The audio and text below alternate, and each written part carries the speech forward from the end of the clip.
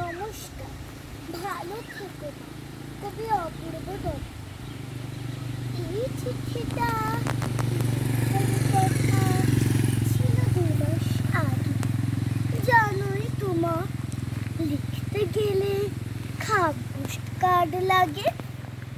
আমি কি আর পোস্ট অফিসে একলা যেতে পারি? আমার যাওয়া বলতে কেবল পল্লবীদের বাড়ি।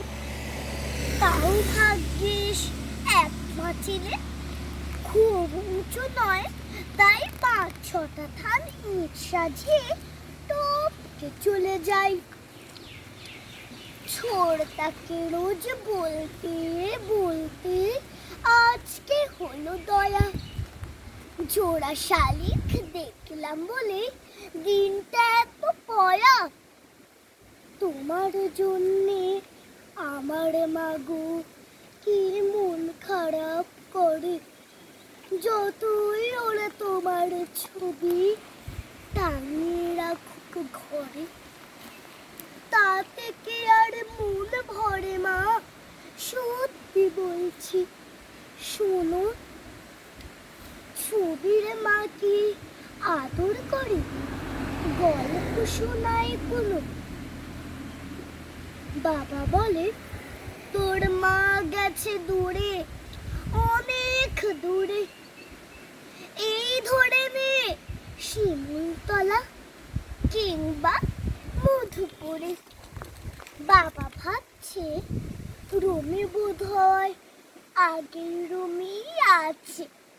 উল্টো পাল্টা যা হোক কিছু বুঝিয়ে দিলেই বাঁচে।